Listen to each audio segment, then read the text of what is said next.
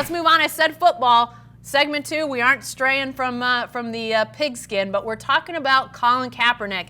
And Cedric, the sort of cast-off, not sort of, he has been cast-off quarterback, led the charge, if you will, with the protests, the silent protests during the national anthem. Then essentially blackballed from the NFL, was out of football for the last 3 years, but he is doing a private workout this weekend for NFL teams. NFL, the league has set this up. Is this a legit shot for him to get back in? Is this a PR stunt? What do you see in this whole setup with Colin Kaepernick? I think it's a legit shot for him to get in, and I think it's a PR stunt too. And I think if he throws well, which I expect him to, this is not going to be about Colin Kaepernick's physical ability, Jen. They're going to have Colin Kaepernick in a room with the lights and the big white lights going over, like in a train station, like an interrogation. They want to see what's inside Colin's head. They go, Colin, you're going to still be kneeling and putting the pigs on your socks and supporting Fidel Castro and ripping into people like that. And to me, Colin Kaepernick will be viewed a lot more friendlier in 20 years than he is now. Yeah. He laid down his career for a concept. Black men were getting shot by cops, unarmed black men shot by cops, and he stood up for it, and it cost him his livelihood. Yeah. Just like it cost Muhammad Ali his livelihood when he refused induction into the Vietnam War. So what happens now is Kaepernick, who hasn't made a peep about it, hasn't complained. He knew the cost, and he took the whatever the penalty was going to be for his beliefs. I applaud him for that. Now, what we're talking about on Saturday, Jen, is Colin Kaepernick, who hasn't played since the end of the 2016 season, is going to get a chance to show people that he can still play. He threw 72 touchdowns and only 30 interceptions in his NFL career and led the 49ers to the Super Bowl in 2012. Holds the record for most rushing yards in a playoff game by a quarterback, 181 yards. So what I think is happening, Jen, on the field is, first of all, there are some bad quarterbacks in the league. Mitch Trubisky, there's a guy named Ryan Finley that's starting this week. Fitzmagic is on his 8th team. So there are some really bad quarterbacks. And what we've seen are guys like Lamar Jackson, Russell Wilson, Deshaun Watson, those RPO type quarterbacks are doing work. And meanwhile, you got one of the OGs of that type of play just sitting in his living room and working out every day. I think Colin Kaepernick's going to get a job.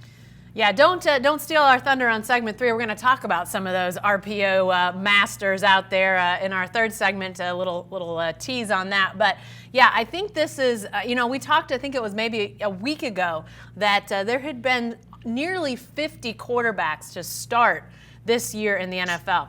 Some of the most high-profile quarterbacks in the league. You can start with Roethlisberger, Breeze, on down the list of guys that have seen, injuries that have forced them to the bench for a while. So the NFL, and then in some situations you've seen backups to the starter, they're hurt, and then they're on down the list to the third guy, to maybe going in and acquiring somebody. There are teams in a world of hurt for good quarterback play. But that has been the case. There have been times in the last couple years where that's been the case. And Colin Kaepernick, you would think, would have been a better option than some of the guys that were thrown out there.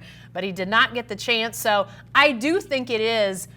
There is a segment of PR, of a stunt here by the NFL. But at the same time, if that gives Colin Kaepernick a chance to show he can play, to get back in the league. And, Cedric, the truth is there are some teams out there that, they've got GMs, coaches, coordinators, whatever the case is, who are sitting on extremely hot seats. They need to win games. And I know that the brouhaha around Colin Kaepernick, there'll be some of that if a team does pick him up. But if he goes out and starts winning games for a coach or a GM that might lose their job, don't you think there's going to be somebody that would take a chance on this guy? Because there are some teams that have not played real well this year. Oh wow, there are some teams that would love to have somebody like Cap. How about the Cincinnati Bengals I mean, they're bad. Yeah. Not to throw shade at your boy from Oklahoma State, but Mason Rudolph hasn't set the world on fire in Right. Pittsburgh. Right. He's had his ups and downs. That defense is carrying the Steelers. So there really are. Jacksonville, you never know if Nick Foles is gonna make it through a game or not. There are so many teams that could really use a guy like Kaepernick if he still has it, Jen. Yeah. 3 years away is a long time. But like I said before, if Muhammad Ali can come back at 3 years later and fight Joe Frazier, I think that Colin Kaepernick can come back 3 years later and play NFL football. His skill set translates to today's game, and I think that if he got in the right situation, that he would be a really good asset for a team. If not as a starter, even as a backup. Could you imagine him backing up? How about the Redskins? They're horrible. Yeah. Could you imagine them backing up young Haskins? Yeah. Or even or backing up Drew Brees? Sure. Once Teddy Bridgewater signs with a new team, there's a place in the league for Cap.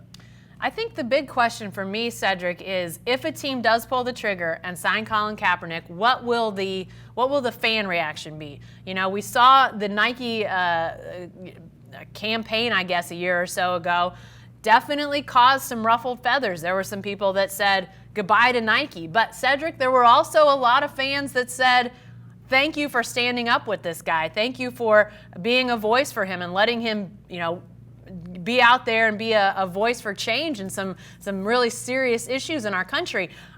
I guess we don't know what the fan reaction is going to be. It'll be divided for sure, but that's going to be interesting too, because what you said at the start is dead on, Cedric. The fact that a lot of these teams are going to want to know about the non-football stuff with Colin Kaepernick too. That's as much an issue. What is the fan reaction going to be? Is there any way to possibly know what it might be if a team picks him up?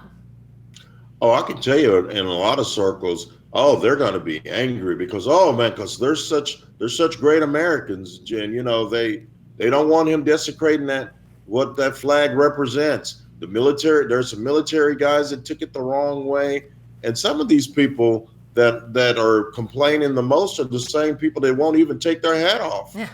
While the national anthem is playing. I look around, Jen, and I see them. I saw some last night at the Texas basketball game. Yep. Some of these same people are the same ones. Do you think that when they're sitting in their lazy boy on Sunday afternoon getting ready to watch the NFL and the national anthem plays, do you really think they jump up out of their seats, or do they chug another natural light and wait on the commercial to come on? So I don't like the fake patriotism of it all. There are some people that are legitimately PO'd that he knelt during the national anthem. But can I speak to you as a black man in America, Jen? Sure. He represented some of my beliefs. Jen, if you get pulled over by the cops, the first thing you're thinking is, oh man, I hope I don't get a ticket. The first thing I'm thinking is, man, I hope I get a ticket and live to tell about it. That's what happens to me if I'm in a city where I'm not comfortable and someone doesn't know me. In Austin, I've been pulled over and the cops go, "Oh, you're Cedric Golden. Yeah, slow down next time." But in Houston or Dallas or Chicago, I mean, I'm just another brother driving a nice car. So to me, I think he stood up for something he believed in. I will always be appreciative of that because I didn't have a voice, in a national voice on that issue. And at the time that he did it, Jen, it was really bad for black men in America. It's not much better today, but it has died down a little bit, knock on wood.